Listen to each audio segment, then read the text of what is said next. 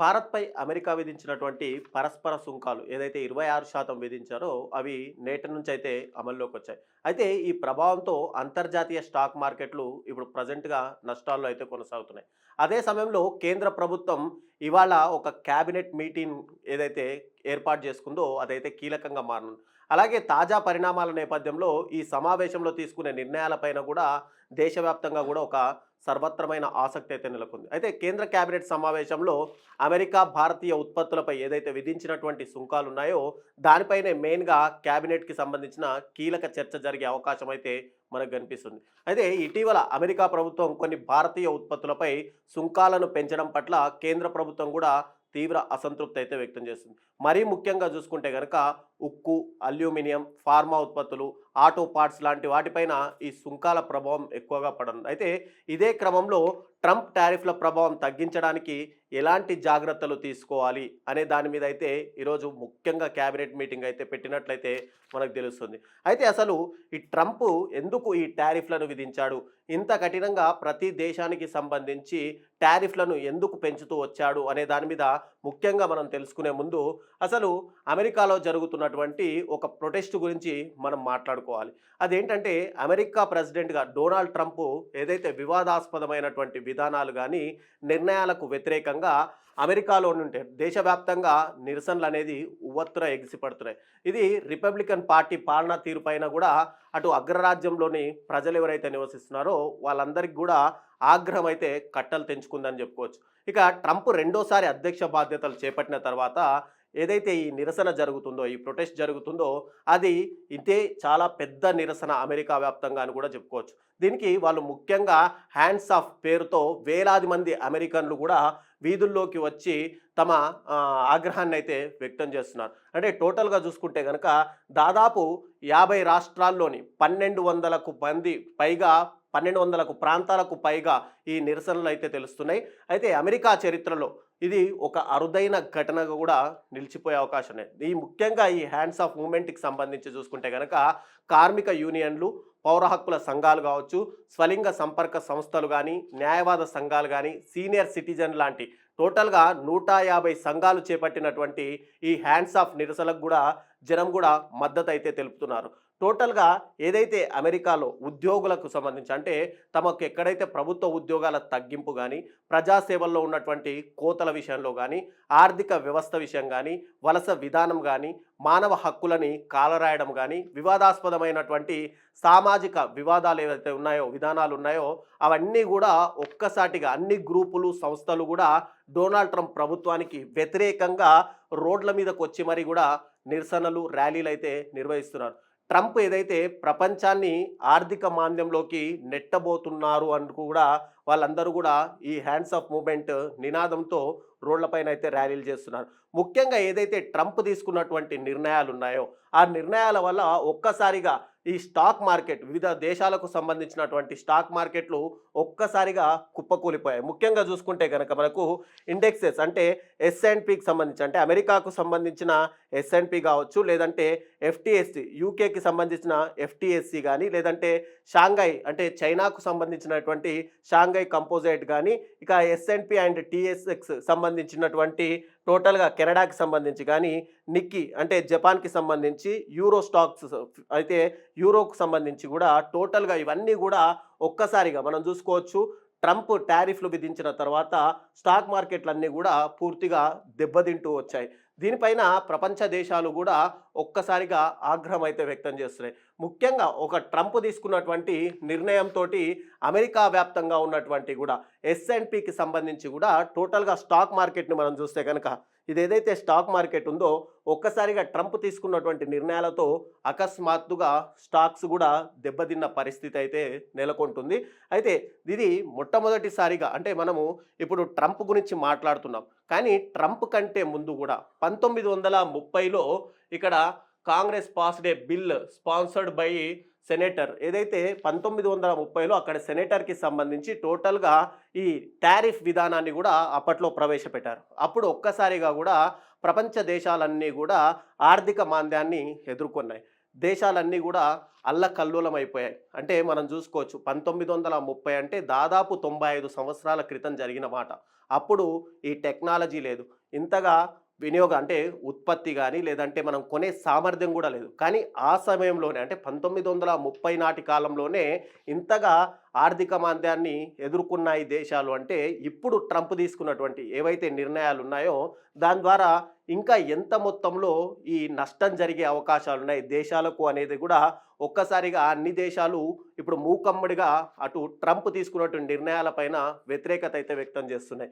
ఇక దీనికి సంబంధించి ఏదైతే ట్రంప్ తీసుకున్నటువంటి నిర్ణయాలు ఉన్నాయో దాని ద్వారా చూసుకుంటే గనక ముఖ్యంగా వివిధ దేశాలకు సంబంధించి ఫర్ ఎగ్జాంపుల్ ఒక దేశం గురించి మనం మాట్లాడుకుంటే గనక అక్కడ ఉన్నటువంటి స్టాగ్ఫ్లేషన్ సంబంధించి చూస్తే కనుక జీడిపి ఏదైతే జీడిపి ఉంటుందో అది పూర్తిగా పడిపోయే అవకాశాలున్నాయి. మరోవైపు అన్‌ఎంప్లాయ్‌మెంట్ అంటే నిరుద్యోగులు పెరిగే అవకాశాలున్నాయి. ఒక్కసారి గనక జీడిపి గనక పడిపోతే కనుక అక్కడ ఉన్నటువంటి పరిశ్రమలు గానీ, ఏవైతే అంటే ఆల్రెడీ ఉత్పత్తులు అంటే ఆల్రెడీ తయారు చేస్తుంటాయి పరిశ్రమలు. వాటిని ఎక్స్‌పోర్ట్ చేసిన తర్వాత అక్కడ సరైన ధర లేకపోయి, లేదంటే అవన్నీ కూడా స్టాక్ అలాగే నిలిచిపోతే గనక టోటల్‌గా అక్కడ కంపెనీలలో ఉన్నటువంటి ఎంప్లాయీస్‌ని కూడా ఉద్యోగాల్లోంచి తొలగిస్తారు. ఇది మనం రెగ్యులర్‌గానే ఈ మధ్య కాలంలో వింటున్నాం. కంపెనీ నష్టాల్లో ఉంది కాబట్టి ఉద్యోగులను తొలగించారు అని. అలాగే ఇక్కడ ఏదైతే ఈ టారిఫ్‌లకు సంబంధించి టోటల్‌గా ఈ విధానం ప్రవేశపెట్టగానే ముఖ్యంగా జీడీపీ పడిపోయి అన్‌ఎంప్లాయ్‌మెంట్ కూడా పెరిగిపోయే అవకాశాలున్నాయి. ఇక డిమాండ్ కూడా పూర్తిగా తగ్గిపోతాయి. అంటే ఫర్ ఎగ్జాంపుల్ మనం ఏదైనా ఒక స్పేర్ పార్ట్ గురించి చూసుకున్నా కూడా స్పేర్ పార్ట్ తీసుకున్నాం అనుకోండి, దానికి ఇతర దేశాల్లో డిమాండ్ లేకపోతే కనుక ఆ డిమాండ్ కూడా అంటే ఇప్పుడు ఎక్స్పోర్ట్ చేసిన ఏదైనా గూడ్స్కి సంబంధించి అక్కడ ఎవరు కొనకపోతే కనుక దానికి సంబంధించిన డిమాండ్ కూడా పడిపోయే అవకాశం ఉంది. కాబట్టి నెక్స్ట్ దానికి సంబంధించి ఇన్ఫ్లేషన్ అంటే టోటల్గా కూడా ఏదైనా ఉత్పత్తి కొనకపోయినా లేదంటే అలాగే స్టాక్ నిలిచిపోయినా కూడా పూర్తిగా ఆర్థిక మాంద్యం ఏదైతే ఉందో అది పూర్తిగా దెబ్బతినే అవకాశాలు కూడా ఉన్నాయి. అంటే ట్రంప్ తీసుకున్నటువంటి ఒక అగ్రరాజ్యం పెద్దన్నగా వ్యవహరించే ఒక ట్రంప్ తీసుకున్నటువంటి నిర్ణయంతో ఒక దేశానికి సంబంధించి ఇంతగా నష్టం చేకూరే అవకాశాలు కూడా ఉన్నాయి. అయితే ఇక్కడే మనం మాట్లాడుకుంటే టోటల్గా చూసుకుంటే కనుక ఇక్కడ భారతదేశానికి సంబంధించి టోటల్గా ఎప్పుడెప్పుడు ఈ స్టాక్ మార్కెట్లు పూర్తిగా పతనమయ్యాయి అనేది మనం చూసుకుంటే కనుక జూన్ 4, 2024లో టోటల్గా ఎల్ఎస్ పోల్స్ రిజల్ట్స్ అంటే లోక్సభకు సంబంధించి పోల్స్ రిజల్ట్స్ బీజేపీ గెట్స్ 272 పైచిలకు సీట్లు వస్తాయి అన్నప్పుడుగా ఒక్కసారి కూడా స్టాక్ మార్కెట్ అనేది పతనమైంది. -5.7 అంటే 5.7 స్థాయికి దిగిపోయింది. ఆ తర్వాత మార్చ్ 23, 2020లో దాదాపుగా 13.2% కూడా అంటే అప్పుడు ప్రపంచ దేశాలన్నీ కూడా కోవిడ్ పాండమిక్ సిచ్యువేషన్ నెలకొంటున్నాయి కాబట్టి ప్రపంచ దేశాలకు సంబంధించిన అన్ని స్టాక్స్ కూడా పడిపోయాయి కాబట్టి అప్పుడు కూడా భారత్ స్టాక్స్ కూడా ఆటోమేటిక్గానే పడిపోయాయి. ఇక మార్చ్ 12, 2020లో చూసుకుంటే -8.2 అది కూడా పాండమిక్ సిచ్యువేషన్లో లాక్డౌన్ సిచ్యువేషన్లో జరిగిందే కాబట్టి తర్వాత ఫిబ్రవరి 24, 2022లో చూసుకుంటే కనుక stars of Russian Ukraine war ఏదైతే యుక్రెయిన్ రష్యాకు సంబంధించిన వార్ ప్రారంభమైందో ఆ వార్ ప్రారంభం అవ్వగానే స్టాక్ మార్కెట్ కూడా పూర్తిగా -4.7కి అయితే పడిపోయింది. ఆ తర్వాత చూసుకుంటే కనుక ఏప్రిల్ 7, 2025లో -3.0కు అంటే ఇప్పుడు ప్రజెంట్ సిచ్యువేషన్లో ఏదైతే ట్రంప్ తీసుకున్నటువంటి టారిఫ్లు ఉన్నాయో ఆ టారిఫ్ల వల్ల ఒక్కసారిగా కూడా ఇక్కడ స్టాక్ మార్కెట్లు కూడా పూర్తిగా పడిపోయాయి. అంటే -3.0 వరకు కూడా స్టాక్ అయితే పడిపోయింది. ఇక నెక్స్ట్ చూసుకుంటే కనుక మనము ట్రంప్ తీసుకున్నటువంటి నిర్ణయం ఉందో ఆ నిర్ణయాల ద్వారా వివిధ దేశాలకు సంబంధించి ఎలా జీడిపి పడిపోయే అవకాశాలు ఉన్నాయి అనేది మనం ఒక్కసారి మాట్లాడితే కనుక చైనాకు సంబంధించి ఏదైతే 54% టారిఫ్ విధించారో దాంతో ఒక్కసారిగా -1.1% జీడిపి ఆ దేశ జీడిపి కోల్పోయే ప్రమాదం అయితే ఇక్కడ నెలకొంది. ఎక్కువగా ఇక్కడ సఫర్ అవుతున్న దేశం ఏదంటే వియత్నాం సంబంధించి టోటల్గా 46% టారిఫ్ విధించడంతో టోటల్గా -6.9% ఆ దేశ జీడిపిని కూడా కోల్పోయే ప్రమాదం ఉంది. ఆ తర్వాత థాయిలాండ్, ఆ తర్వాత తైవాన్, ఇండోనేషియా, తర్వాత మన ఇండియా విషయం మాట్లాడుకుంటే కనుక 26% ఏదైతే టారిఫ్ విధించారో దాంతో -0.2% జీడిపి పడిపోయే అవకాశాన్ని కేవలం -0.2% కదా జీడిపి అని మనం కూడా మాట్లాడుకోవచ్చు. ఎందుకంటే ఇతర దేశాల నుంచి చూస్తే గనక మనకు చాలా తక్కువే ఉంది గదా! ఆ ఇంపాక్ట్ ఏం లేదు గదా! అని మనం గూడా ఆలోచించొచ్చు. కానీ ఒక దేశ జీడీపీలో -0.2 అంటే గనక అది చాలా కోట్లతో కూడుకున్న వ్యవహారం. లక్షల కోట్లకు సంబంధించిన ఒక్కసారిగా దేశ ఎకానమీ పడిపోయే అవకాశాలున్నాయి. కాబట్టి దీన్ని గూడా మనం అంత తేలిగ్గా తీసుకోవడానికైతే ఇక్కడ వీల్లేదు. ఆ తర్వాత విషయాన్ని చూసుకుంటే గనక టోటల్‌గా మనం భారతదేశం నుంచి అమెరికాకు ఏం ఎక్స్‌పోర్ట్ చేస్తున్నాము, అమెరికా నుంచి మనం ఏం ఇంపోర్ట్ చేసుకుంటున్నాము అనేది గూడా మనకు ముఖ్యంగా తెలియాల్సింది. ఇక్కడ పెట్రోలియం ఆయిల్‌కి సంబంధించి మనము ఇంపోర్ట్ చేసుకుంటున్నాం. దీంట్లో తర్వాత డైమండ్స్ గూడా మనం ఇంపోర్ట్ చేసుకుంటున్నాం. ఎయిర్ క్రాఫ్ట్‌కి సంబంధించిన వివిధ స్పేర్ పార్ట్స్‌కి సంబంధించినవి గూడా మనం ఇంపోర్ట్ చేసుకుంటున్నాం. తర్వాత నట్స్ గూడా, తర్వాత పెట్రోలియం గ్యాసెస్, పెట్రోలియం కోక్ సంబంధించి ఇవన్నీ గూడా మనం అమెరికా నుంచి ఇంపోర్ట్ చేసుకుంటున్నాం. అయితే భారతదేశం ఏం ఎక్స్‌పోర్ట్ చేస్తుంది? ఎందుకంటే మనం ఇంపోర్ట్ చేసుకునే దానికంటే మనం ఎక్స్‌పోర్ట్ చేస్తున్న దాని మీదే మనం ఎక్కువ ఇక్కడ నష్టపోయే అవకాశాలున్నాయి. కాబట్టి దీని గురించి మాట్లాడుకుంటే ఇంజినీరింగ్ గూడ్స్‌కి సంబంధించి 18.6 బిలియన్ అమెరికన్ డాలర్లు మనం నష్టపోయే అవకాశాలున్నాయి. తర్వాత ఎలక్ట్రానిక్ గూడ్స్, జెమ్స్ అండ్ జ్యువెలరీకి సంబంధించి, ఆ తర్వాత ఫార్మాసిటికల్‌కి సంబంధించి ఇప్పటివరకు కూడా ట్రంప్ ఎలాంటి టారిఫ్ విధించలేదు అంటూ కూడా నిపుణులు అంటున్నా కూడా ఇక రాబోయే రోజుల్లో ఈ ఫార్మాసిటికల్‌కి సంబంధించి కూడా ట్రంప్ ఖచ్చితంగా టారిఫ్‌లు విధించే అవకాశాలైతే ఉన్నాయి అంటూ కూడా కొంతమంది నిపుణులైతే ఆల్రెడీ హెచ్చరిస్తున్నారు. దీనికి సంబంధించి ఇంకోటి టెక్స్టైల్స్‌కి సంబంధించి, ఆ తర్వాత పెట్రోలియం ప్రొడక్ట్స్‌కి సంబంధించి కూడా మనం టోటల్‌గా ఇప్పుడు అమెరికాకి ఎక్స్‌పోర్ట్ అయితే చేస్తున్నాం. ఇవన్నీ కూడా టోటల్‌గా రాబోయే రోజుల్లో ఏదైతే ట్రంప్ విధించినటువంటి టారిఫ్ వల్ల నష్టపోయే అవకాశాలు కూడా ఉన్నాయి. తర్వాత దీని మీద వివిధ దేశాలకు సంబంధించి కూడా ఇప్పటికే చాలా వరకు కూడా నిరసనలు వెల్లువెత్తుతున్నాయి. ప్రపంచవ్యాప్తంగా ఉన్నటువంటి దాదాపు 190 దేశాల్లో ఈ టారిఫ్ ఎఫెక్ట్ అయితే కనిపిస్తుంది. దాంట్లో ముఖ్యంగా చూసుకుంటే గనక జపాన్ ప్రైమ్ మినిస్టర్ కూడా దీని మీద అభ్యంతరం అయితే వ్యక్తం చేశాడు. ఆ తర్వాత ఎప్పటి నుండో చైనాకు సంబంధించి కూడా చైనా మొదటి నుంచి కూడా అమెరికాకు వ్యతిరేకంగా ఏదైతే ఈ టారిఫ్ విధానాల్ని మేము వ్యతిరేకం అంటూ కూడా చైనా అయితే చెప్పుకుంటూ వచ్చింది.